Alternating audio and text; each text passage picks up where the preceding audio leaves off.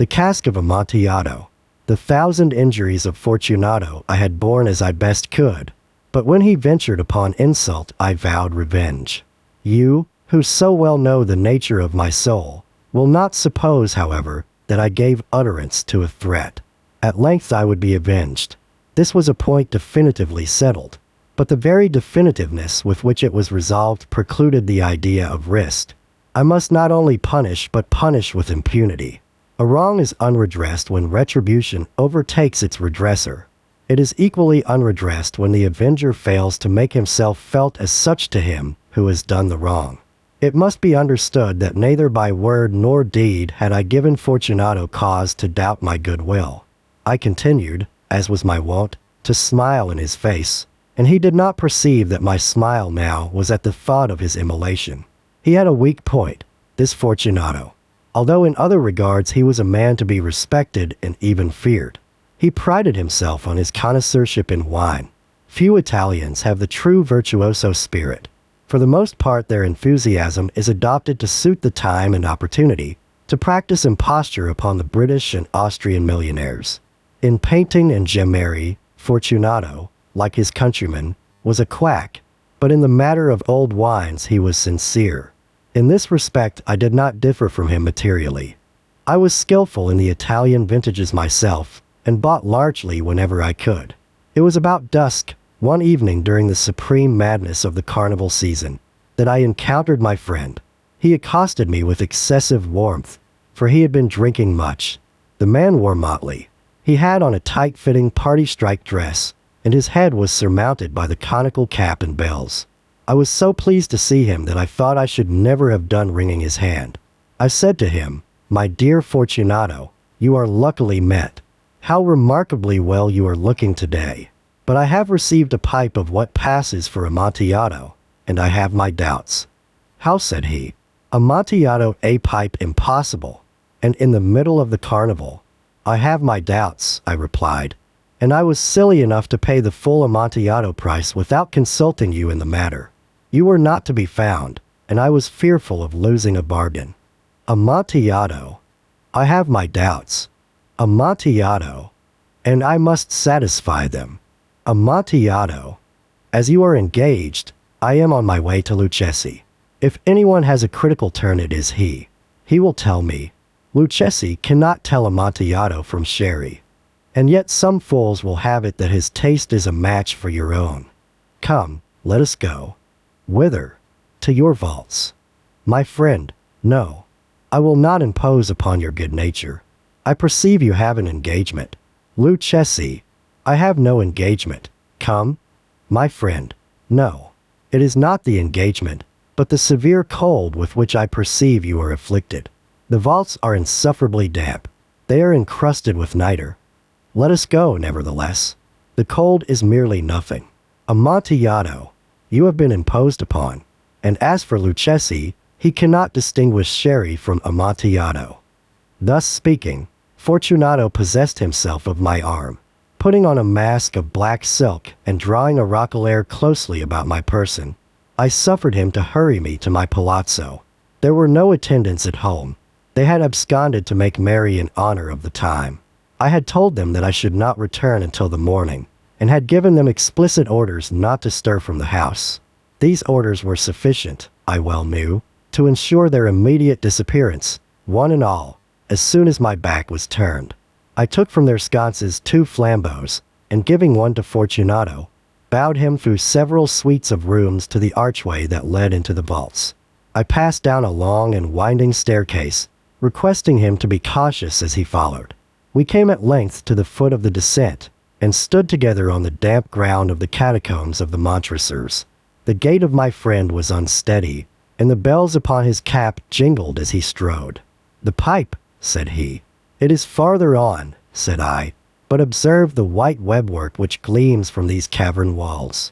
He turned towards me, and looked into my eyes with 2 filmy orbs that distilled the rheum of intoxication. "Nitre?" he asked at length. "Nitre," I replied. "How long have you had that cough?" I have My poor friend found it impossible to reply for many minutes. "It is nothing," he said at last. "Come, I said with decision. We will go back. Your health is precious. You are rich, respected, admired, beloved. You are happy, as once I was. You are a man to be missed. For me it is no matter. We will go back. You will be ill, and I cannot be responsible. Besides, there is Lucchesi. Enough, he said. The cough is a mere nothing. It will not kill me. I shall not die of a cough. True, I replied. And indeed, I had no intention of alarming you unnecessarily, but you should use all proper caution. A draught of this Medoc will defend us from the damps. Here I knocked off the neck of a bottle, which I drew from a long row of its fellows that lay upon the mold. Drink, I said, presenting him the wine. He raised it to his lips with a leer. He paused and nodded to me familiarly, while his bells jingled.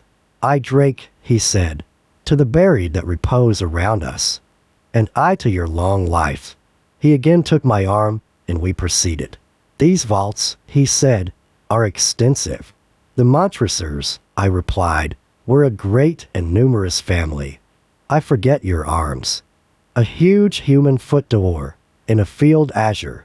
The foot crushes a serpent rampant whose fangs are embedded in the heel. And the motto, Nemo me impune laces sit. Good, he said. The wine sparkled in his eyes, and the bells jingled. My own fancy grew warm with the Medoc. We had passed through walls of piled bones, with casks and puncheons intermingling, into the inmost recesses of the catacombs. I paused again, and this time I made bold to seize Fortunato by an arm above the elbow. The nitre, I said, see, it increases. It hangs like moss upon the vaults. We are below the river's bed. The drops of moisture trickle among the bones. Come, we will go back ere it is too late. Your cough. It is nothing, he said. Let us go on. But first, another draught of the Medoc.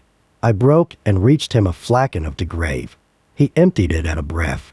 His eyes flashed with a fierce light. He laughed and threw the bottle upwards with a gesticulation I did not understand. I looked at him in surprise. He repeated the movement, a grotesque one. You do not comprehend, he said. Not I replied.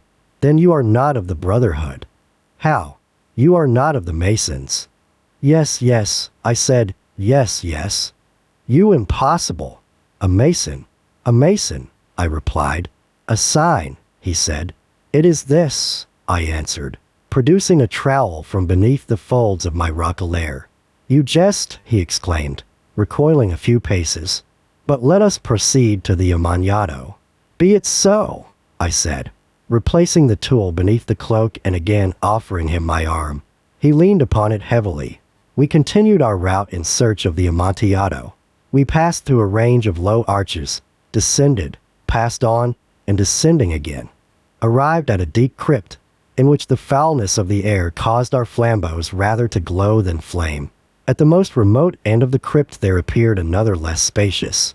Its walls had been lined with human remains, piled to the vault overhead, in the fashion of the great catacombs of Paris. 3 sides of this interior crypt were still ornamented in this manner. From the fourth the bones had been thrown down, and lay promiscuously upon the earth, forming at one point a mound of some size. Within the wall thus exposed by the displacing of the bones, we perceived a still interior recess, in depth about 4 feet, in width 3, in height 6 or 7.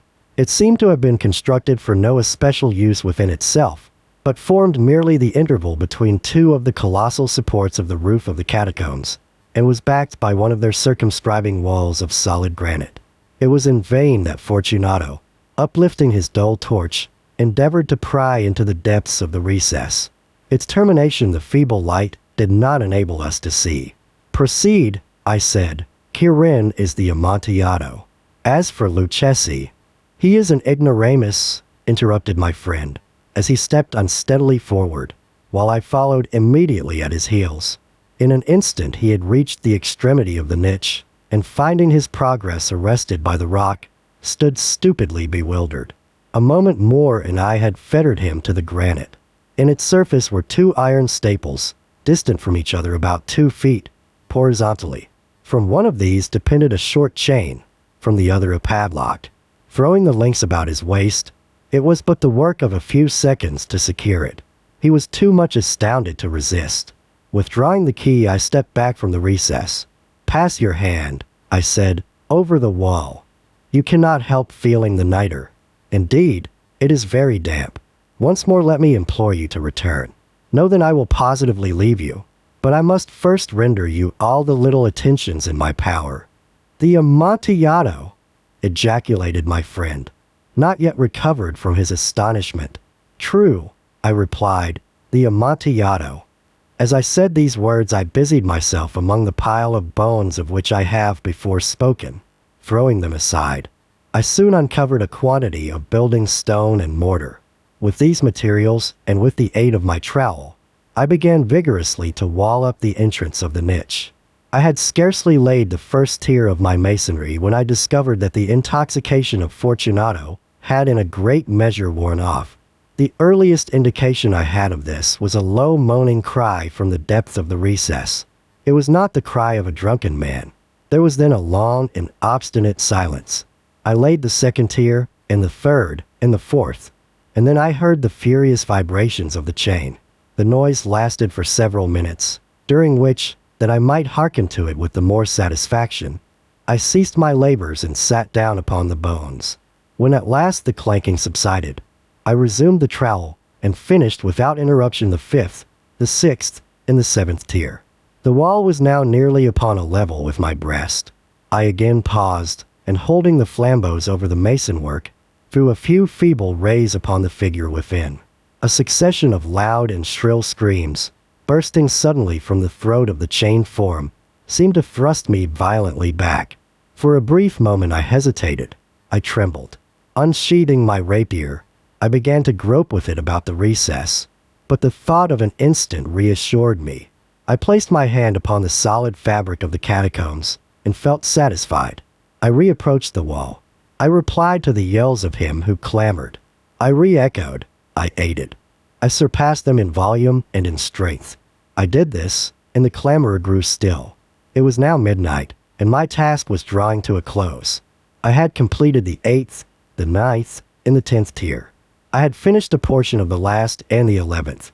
There remained but a single stone to be fitted and plastered in. I struggled with its weight. I placed it partially in its destined position. But now there came from out the niche a low laugh that erected the hairs upon my head. It was succeeded by a sad voice, which I had difficulty in recognizing as that of the noble Fortunato. The voice said, "Ha ha ha! He! A very good joke indeed. An excellent jest. We will have many a rich laugh about it at the palazzo. He! Over our wine. He! The Amontillado," I said. He. Yes, the Amontillado. But is it not getting late? Will not they be awaiting us at the palazzo? The Lady Fortunato and the rest, let us be gone. Yes, I said, let us be gone.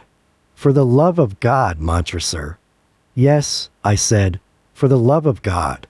But to these words I hearkened in vain for a reply. I grew impatient. I called aloud, "Fortunato." No answer. I called again, "Fortunato." No answer still. I thrust a torch through the remaining aperture and let it fall within. There came forth in return only a jingling of the bells. My heart grew sick, on account of the dampness of the catacombs. I hastened to make an end of my labor. I forced the last stone into its position. I plastered it up. Against the new masonry I re-erected the old rampart of bones. For the half of a century, no mortal has disturbed them. In pace requiescat,